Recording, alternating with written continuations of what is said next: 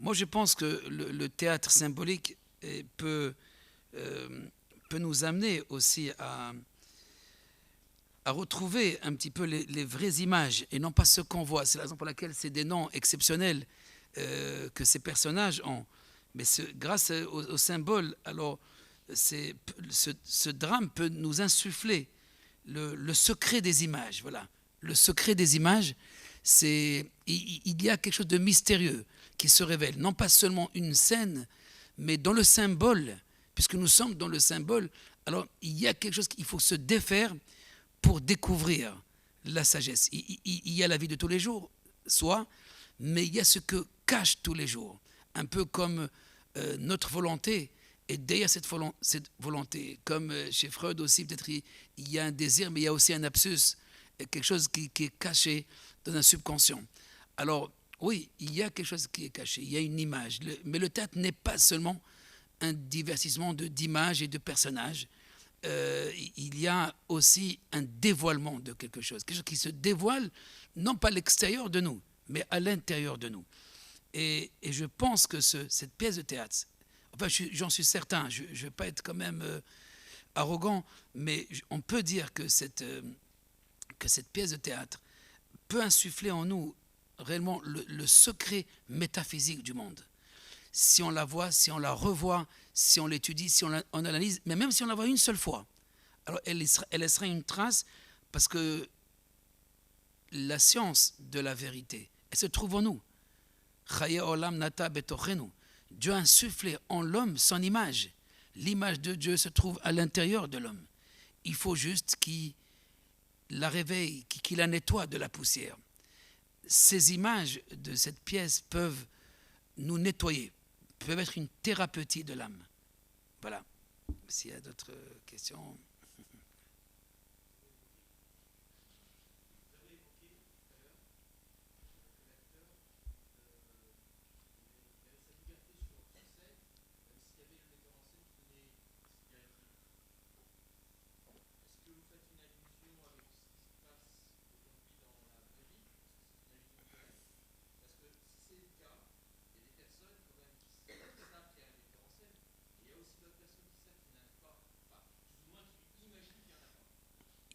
Oui.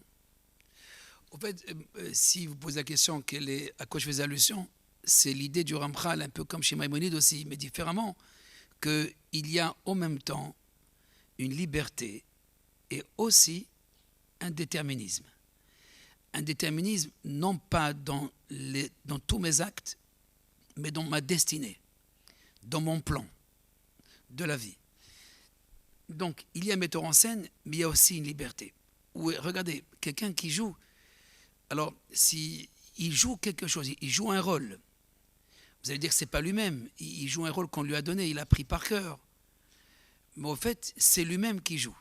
Il se retrouve avec ce jeu, on va dire, ou plutôt dans cette scène. Où est sa liberté? Sa liberté, c'est son action. C'est cette volonté de réaliser sa fonction à lui. Donc en vérité, on a reçu une fonction, on a reçu une destinée. Mais je suis libre de l'accomplir ou de ne pas l'accomplir.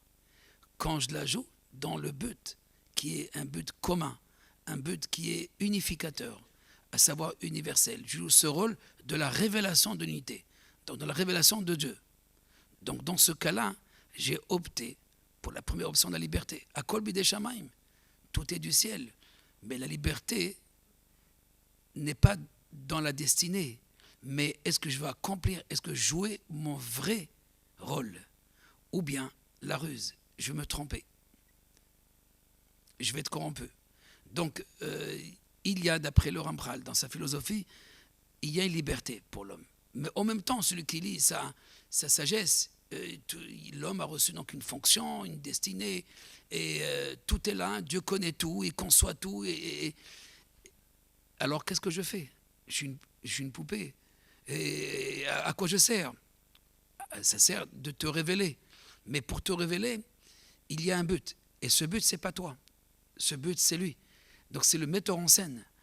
Mais toi, tu as une part et un rôle à jouer pour te découvrir. Il faut jouer ce rôle que tu as reçu. Mais tu peux ne pas le jouer. C'est seulement là la liberté. Tu peux rester chez toi, oui, et caché. Mais tu peux le jouer. Et dans ce cas-là, si tu le joues, dans la voie de, encore une fois, être dans le but. D'ailleurs, le Rambam, dans la voie des justes, il reprend toujours cette idée de juste, gloire aux justes. Il a aussi la voie des justes, mais s'il a Tesharim. On parle aussi de ce droit, cet homme droit. C'est quoi l'homme droit? L'homme droit, c'est celui qui a un but. Celui qui il se trouve dans une place et il a un but. Alors, il va faire qu'une seule droite. Hein. Il n'y a pas d'autre possibilité. S'il n'y a pas de but, il y a plusieurs points. Alors, on est dans le chaos. Comme dit la Kabbalah, dans le monde des points. Le monde des points, c'est le monde du chaos. Tantôt à droite, tantôt à gauche, tantôt derrière, tantôt devant, etc. Tantôt en bas aussi, et tantôt en haut. On peut être en haut, mais dans le chaos. Il y a ceux qui peuvent s'élever aussi vers les hauteurs, mais ils sont dans le chaos. Parce qu'il y a autre chose. Alors que s'il y a une droite en face de moi, elle peut être en face, elle peut être même en bas, mais il y a un seul point, il y a un but. Alors dans ce but, il y a plusieurs personnes et chacun a sa droite. Il n'y a pas une droite pour tout le monde. Il n'y a pas une voie pour chacun, puisque nous sommes nombreux. Nos maîtres disent, il y a une différence entre un roi et le roi des rois. Un roi, lui, quand il tape des pièces, il frappe les pièces, elles ont toutes la même effigie que lui. Donc, il y a une seule image. Mais le roi des rois, lui, toutes les créatures sont ses images. Donc, il y a plusieurs images et aucun visage ne ressemble à l'autre. Parsufehem shonot. Mais comme leur visage est différent, leur intelligence et leur pensée aussi est différente. Donc, chacun a une parcelle de cette divinité. C'est la grande théorie du Rambam de l'intelligence universelle, que chacun porte une gêne de cette intelligence. Mais il y a ceux qui la révèlent et ceux qui la révèlent par la catastrophe, c'est-à-dire uniquement par le mensonge, mais il la révèle aussi quelque part. Mais elle n'a pas de gloire, elle n'a aucune gloire, elle disparaît. Elle disparaît ou elle rejoint quelque part, elle s'intègre avec cette force, cette synergie qui est universelle. Mais par contre, ceux qui vont dans ce chemin droit, alors eux, ceux-là méritent la gloire. Puisqu'au fait, ils n'ont pas recherché leur ego. Ils n'ont pas recherché, eux, ce qu'on appelle le kavod, les honneurs, la gloire. La gloire arrive vers eux. Parce qu'ils ont cherché le but. Ils ont recherché à se retrouver. Qu'est-ce qui cherche quelque chose? C'est celui qui il sait, mais lui, il ne sait pas. Il va apprendre. Il va retrouver son âme. Il va retrouver sa bien-aimée. Mais s'il a tout déjà, et il impose donc cette bien-aimée, alors dans ce cas-là, c'est pas gloire au juste, c'est au fourbe, c'est la ruse. Parce qu'en fait, il n'a rien du tout. D'abord, il faut se retrouver. D'abord, il faut retrouver cette âme universelle. Cette âme, on le voit chez le roi Salomon aussi, dans le Cantique des Cantiques. Cette recherche donc de la vérité, cette recherche de la nature intérieure du monde, de l'âme du monde. Shibiksha Nafshi. Donc cette recherche de mon âme, c'est ça, la bien-aimée, elle vient avec la découverte de cette intériorité, de cette âme. Sinon, alors c'est d'autres qui considèrent, qui la possèdent. Mais en fait, ce n'est pas la gloire, c'est vanité seulement. C'est vanité et c'est une imagination. Ils imaginent. Et donc, il faut reconnaître dans la trame, on retrouve imagination qui pousse. En fait, fourbe comme vanité grandissent chez imagination. Attention, imagination dans la Kabbalah et même dans la philosophie maïmonidienne a un rôle très important. Ce n'est pas péjoratif encore une fois, parce que d'après Maïmonide, sans l'imagination, on ne peut pas atteindre la prophétie. Donc, mais attention, il ne faut pas laisser régner seulement, comme j'ai dit tout à l'heure. Laisser régner l'imagination, c'est la folie. C'est les grandes frustrations. Donc, oui, il y a l'imagination, dit Maïmonide, de l'intelligence.